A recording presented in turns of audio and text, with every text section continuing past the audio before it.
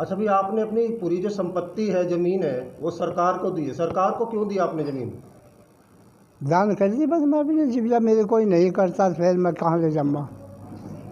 तो क्या क्या दान किया आपने? हैं? क्या क्या दान किया आपने? बस सारी संपत्ति, अपना शरीर। यूपी के मुजफ्फरनगर में एक 85 साल के बुजुर्ग ने रजिस्ट्रार के यहाँ जाकर अपनी 1.5 करोड़ रुपए की संपत्ति सरकार के नाम कर दी। इस खबर को जिसने भी सुना वो हैरान रह गया।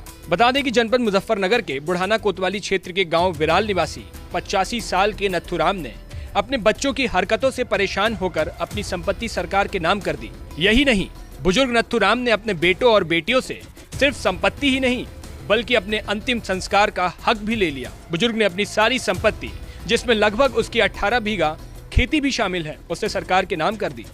नथुराम ने उत्तर प्रदेश के राज्यपाल को पत्र लिखकर भी अपना शरीर भी यूपी सरकार को दान दे दिया। यूपी सरकार के नाम की गई इस वसीयत में बुजुर्ग नाथुराम ने कहा है कि मेरी संपत्ति के साथ साथ मेरा शरीर भी यूपी सरकार को दे दिया जाए। कितनी संपत्ति होगी आपकी? होगी करोड़ों के करीब। तो आपने सरकार को दी है या मोदी को दी है, योगी को दी है, किसे दी है? बस इसलिए उत्तर प्रदेश सरकार को। योगी जी को दिया आपने? क्या चाहते हैं? आपकी संपत्ति है, क्या होना चाहिए उसका? बदान में दे दी। मैं उसमें स्कूल बना दो, मेरे वहाँ से अस्पताल खोल दो। नथुराम ने अपनी वसीयत में ये भी लिखा कि अब उन्हें अंतिम संस्कार की भी इच्छा नहीं रही। मरने के बाद अगर उनका शरीर किसी मेडिकल कॉलेज या शोध संस्थान के काम आ सकता है तो उनका शरीर दे दिया जाए। बुजुर्ग नथुराम कक्षा 12 तक पढ़े हुए हैं। इनके पास करीब 1.5 करोड़ रुपए की कीमत की चल और अचल संपत्ति है। इस संपत्ति में उनका मकान और दुकान के साथ गांव में लगभग 18 बीघा खेती की जमीन भी शामिल है।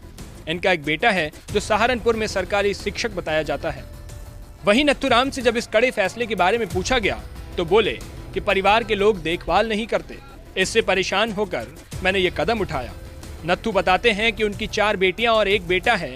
इसके बावजूद उन्हें वृद्धाश्रम में रहना पड़ रहा है। बेटे और बेटियां उनका ख्याल नहीं रखते। ऐसे में वह बहुत परेशान हो गए हैं।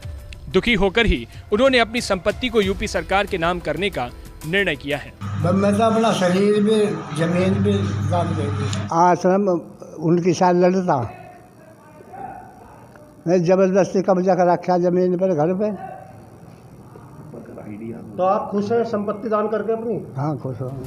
वहीं वृद्धाश्रम की अधीक्षिका रेखा सिंह ने बताया कि नत्थु सिंह उनके यहाँ लगभग 6 महीने से रह रहे हैं और उन्हें पता चला है कि उन्होंने अपनी लगभग 1.5 करोड़ रुपए की संपत्ति सरकार के नाम कर दी है। उन्होंने बताया कि इनके परिवार में बेटे बेटियां इनको लेने आए थे मगर ये उनके साथ नहीं गए। उसके बाद जब ये बीमार हुए तो एक बार फिर हमने उन्हें फोन किया, वे आए भी थे मगर ये उनके साथ तब भी नहीं गए। इन्होंने कहा कि मैं वृद्धाश्रम में ही रहूंगा। जब इसकी वजह पूछी गई तो इन्होंने बताया कि बेटे और बेटियां पत्नी के साथ मिलकर परेशान करते हैं, जिसकी वजह से इन्होंने इतना बड़ा कदम उठाया और साथ ही अपने बच्चों से अपने अंतिम संस्कार का हक भी छीन लिया। इन्होंने अपना शरीर भी दान कर दिया है। ये यहाँ पर 6 महीने से हैं, 6 महीने समथिंग हो गए और ये हमें आज ही पता चला था कि इन्होंने अपनी संपत्ति सरकार के नाम कर दी है।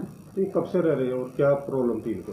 इन्हें 6 महीने से हमारे रह रहे हैं। एल्डर हेल्पलाइन के द्वारा ये आए थे और इन्हें समस्या, अपनी पारिवारिक समस्या थी, बेटों से प्रॉब्लम थी, थोड़ी पत्नी से, उसके बच्चों से थी, सभी लोगों से समस्या थी, इसलिए यहाँ पर रहने को आए।